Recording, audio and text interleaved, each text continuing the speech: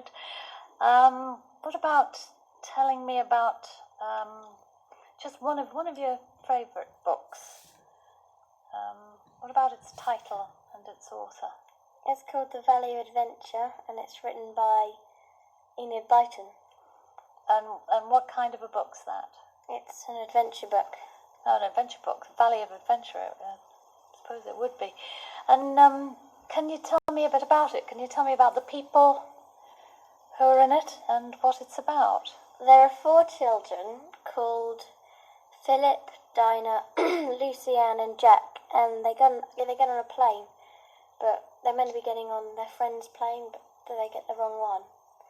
Just the children? Yeah. The 4 of them, just them? But they get on the wrong plane, and they end up in this deserted valley where there's this hut full of food, and they break in. That's fortunate, with food. And they break in and get the food, and they see that there's someone else living on the island, and they follow them, and they find a map this old man gives to Philip. Yeah. And they find a huge cave of treasures and gold. And so it's a treasure map? Mm. Wow. And is it exciting? Very. Have you read lots of stories with these characters? Yeah, I've read about 12 of them. And is it just the 4 children in the story? Is there any? There's a man called Bill, who's their friend, and their mum, but the mum doesn't get very involved. And what about the ending of the story? What happens in the end? They find their friend, and he gets to the police, and the police take the treasure and they put it in a museum, and they give some of the money back to the villagers who lost it.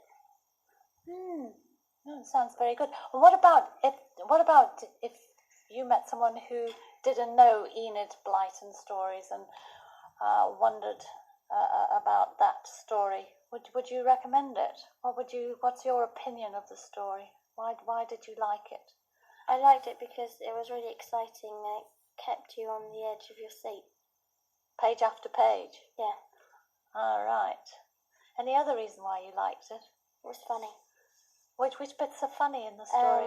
When some of the children are speaking, and the parrot, they have a pet parrot. They have a pet parrot? What's it called? Kiki. Kiki. And it's really funny because it answers back, and it keeps these men wondering.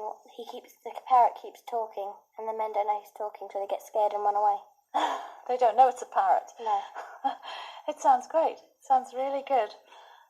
So exciting and funny. That's why I like it. Thanks very much. That's terrific. That's interesting interview, yeah?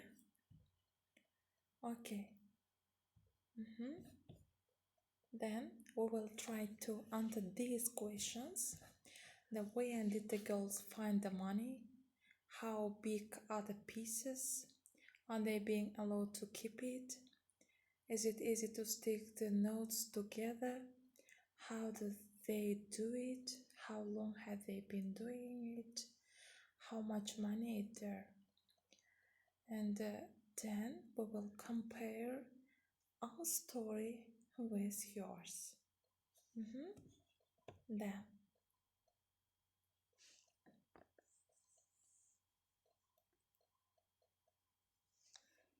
Then read the article and explain the links between the following. John Suter, a private Empire Dissolution, James Marshall as Sawmill, Howard P. President James Polk, the Gold Rush, the 49ers.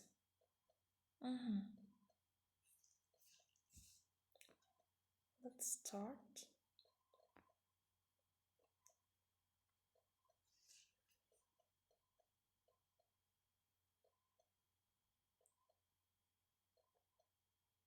Then after reading the article, which words would you use to describe John Suter, one of the 49ers?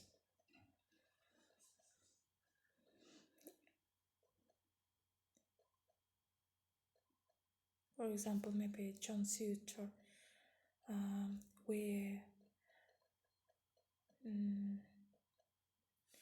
We have Clam as John Suter and one of the 49s. The John Suter there is a risk taker, the 49th the visionary. Maybe.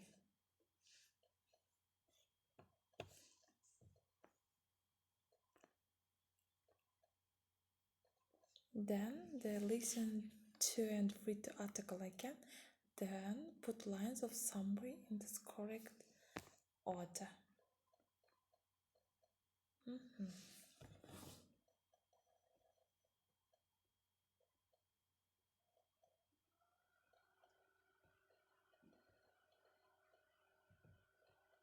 That's very interesting.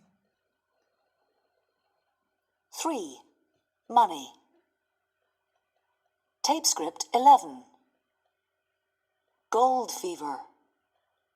In 1848, when gold was discovered in California, John Sutter was already one of the wealthiest people in the state. By 1850, he was a ruined man. A private empire. Sutter was a Swiss immigrant who came to California in 1839, intent on building his own private empire.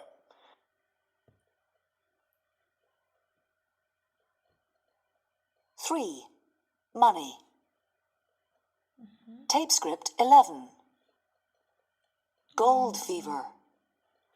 In 1848, when gold was discovered in California, John Sutter was already one of the wealthiest people in the state. By 1850, he was a ruined man. A private empire. Sutter was a Swiss immigrant who came to California in 1839, intent on building his own private empire. At that time, the state was a distant outpost that only a handful of Americans had seen. San Francisco had just a few hundred residents. Sutter built a fort, and soon he had 12,000 head of cattle and hundreds of workers. By the mid-1840s, more and more Americans were trickling into California by wagon and ship. Sutter welcomed the newcomers. He saw them as subjects for his new kingdom. But he had no idea that the trickle would become a flood, a deluge of humanity that would destroy his dream. Discovery. At the beginning of 1848, Sutter sent James Marshall and about 20 men to the American River to build a sawmill. It was nearly complete when a glint of something caught Marshall's eye. Later he wrote, "I reached my hand down and picked it up. It made my heart thump, for I was certain it was gold. The piece was about half the size and shape of a pea. Then I saw another." The 49ers. By the end of the year, whispers of a gold strike had drifted eastward across the country. But few Easterners believed it until President James Polk made a statement to Congress on December 5th, 1848. The discovery, he declared, was a fact. Within days, gold fever descended on the country. The news was telegraphed to every village, to every town. Hundreds of thousands of people, almost all of them men, began to prepare for the epic journey west. They sold possessions, mortgaged farms, borrowed money, banded together with others from their towns to form joint stock companies. They said their goodbyes and streamed west. Thousands of young adventurers willing to take a chance on gold. A year of pain in return for a lifetime of riches. They were called 49ers because they left home in 1849. When they would return was another matter entirely. In a cavern, in a canyon, excavating for a mine, lived a miner, a 49er, and his daughter Clementine. By early 1849, gold fever was an epidemic. By the end of 1850, Sutter's grand empire had completely collapsed. Sutter did not have gold fever. He wanted an agricultural empire and refused to alter his vision. In the new California, he was simply in the way. The 49ers trampled his crops, and tore down his fort for the building materials. Disillusioned, he eventually left the state. The man who'd had the best opportunity to capitalize on the discovery of gold never even tried.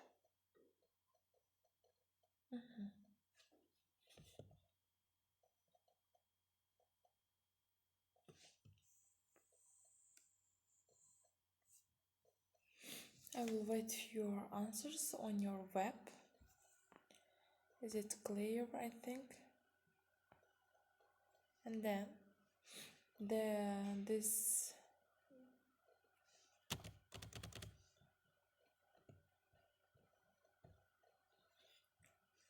this table shows the verb plus noun collocations from the summary in the previous section. Use the nouns and noun phrases in the box to make more collocations. In some cases, more than one answer is possible. For example, take a chance or take a fortune.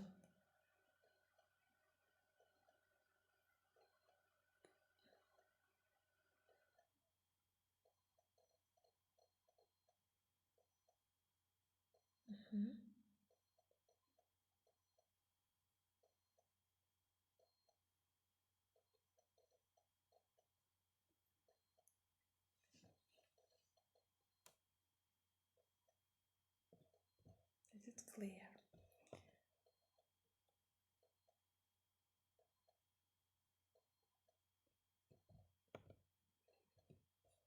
Your home assignment is to choose 5 collocation and use them to write sentence about yourself. For example, I was 21 before I had a go at skiing for the first time. Like this. Thank you. Pay attention.